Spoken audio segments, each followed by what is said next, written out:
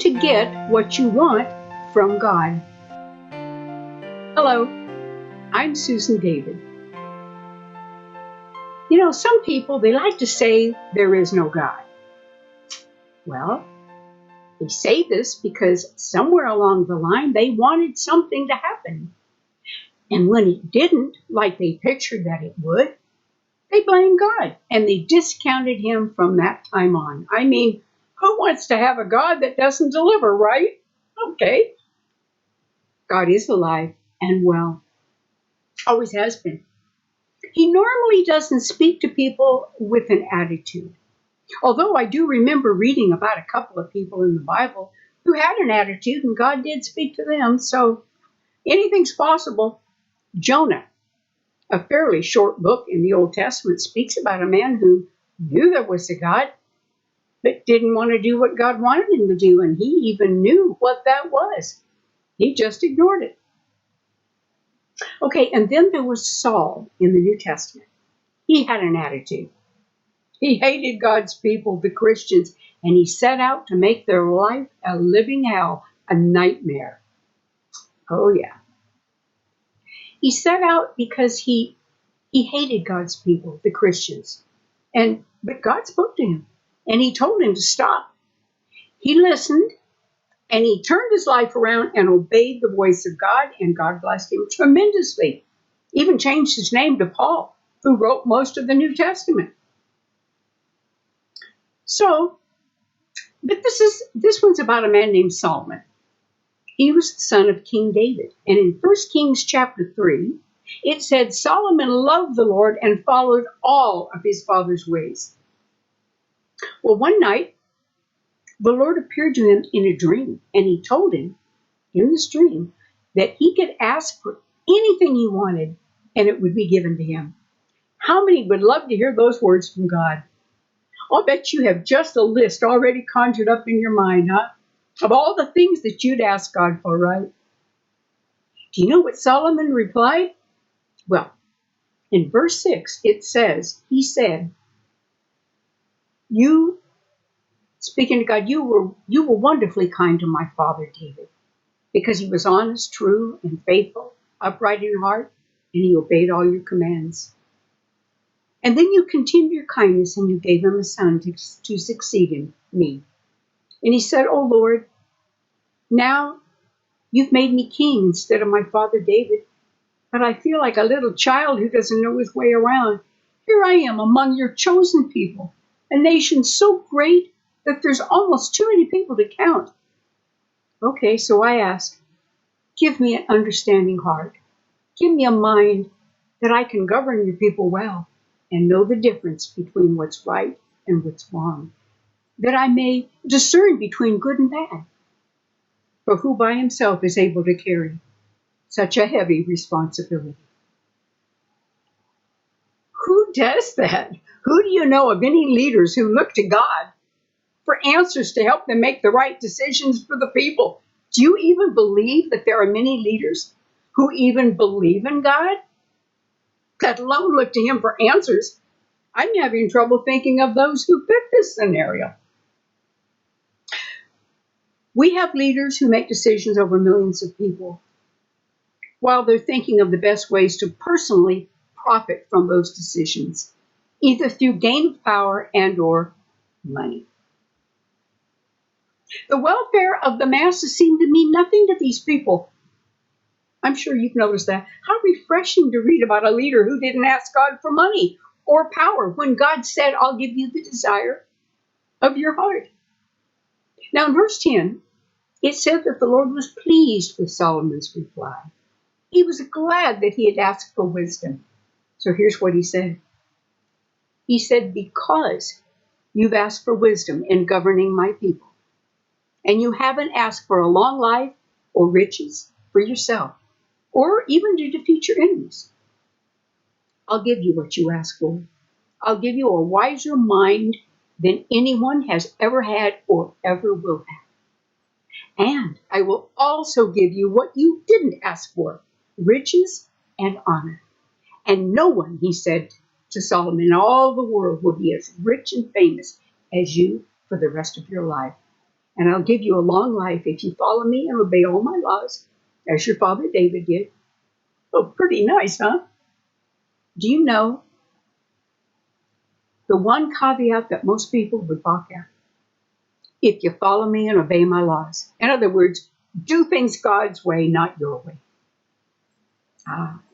That's where pride comes in. And people do not like seeking answers from God. They think their ideas are just good enough. We even have leaders who do not consult with their cabinet, their advisors. They just go ahead and do things their way. And they get the whole nation in a huge mess. Many times their way takes this nation and the people down the toilet, all due to a spirit of pride and a spirit of rebellion that whispers in their ear, do things this way. Well, it's a trick. The Bible says no man can serve two masters, for either he'll hate the one and love the other, or else he'll hold to one and despise the other. You cannot serve God and mammon.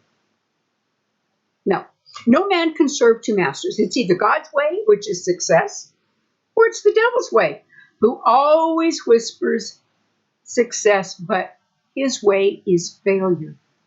Now, how do you know the difference? Well, God's voice is what's best for all concerned. Satan's voice will tell you to serve yourself first and best, and convince you it's best for all. Now, here's the clue, straight from the scriptures. When we do things God's way, he gives us the desire of our heart. But even more, he likes to pile on the surprises. Soon after Solomon woke up from his dream, he was tested on what God had promised him. Now remember, he asked for wisdom to properly decide between his people. Well, here goes. There came two prostitutes before him to have an argument settled. Sir, one of them began, we live in the same house, just the two of us. And recently, she said, I had a baby. When it was 3 days old, this woman's baby was born too. But her baby died in the night when she rolled over on it in her sleep and she smothered. And then she got up in the middle of the night. She took my son from beside me while I was asleep and laid her dead child in my arms and took mine to sleep beside her. And in the morning, when I tried to feed my baby, he was dead. But when it became light outside, I saw that it wasn't my son at all. And then the other woman, she interrupted, no, it certainly was your son, and the living child is mine. Well, the two women, they argued back and forth before the king, and then the king said, all right, let's get the facts straight. Both of you claim the living child, and each says the dead child belongs to the other. All right, bring me a sword. So a sword was brought to the king, and he said, divide the living child in two, give half to each, this woman, and the other half to that woman. And then the woman who really was the mother of the child and who loved him very much cried out, oh, no, sir, give the child, don't kill him. Give her the child. But the other woman said, all right. She's all right. It'll be neither yours nor mine. Divide it between us. And then the king said, give the baby to the woman who wants him to live, for she is the mother. Word of the king's decision spread quickly throughout the entire nation, and all the people were awed as they realized the great wisdom that God had given him. We've had leaders who possess great wisdom and great discernment in many different matters. They've even put their wisdom in action, and they've made this nation a better place for all to live.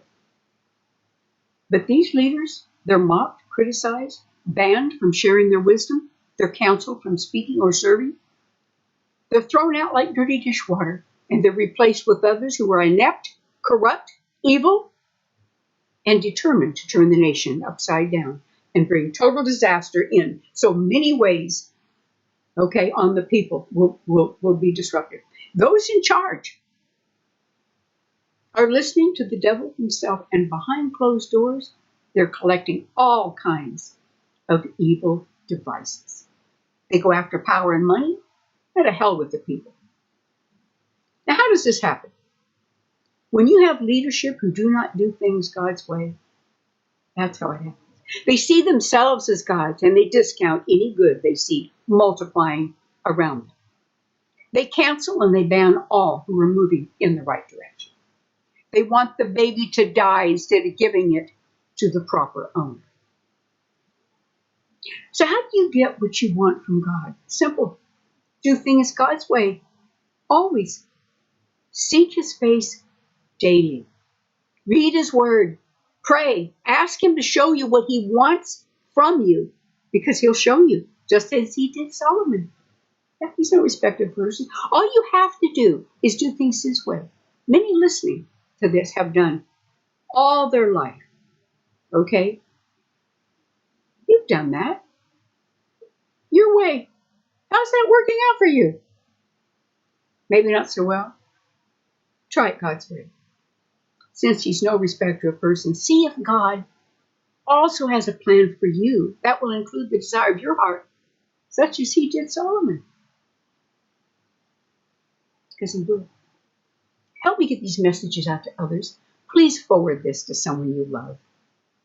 Also, won't you visit my video page at BibleByPhone.com and select more short 10-minute videos on numerous subjects.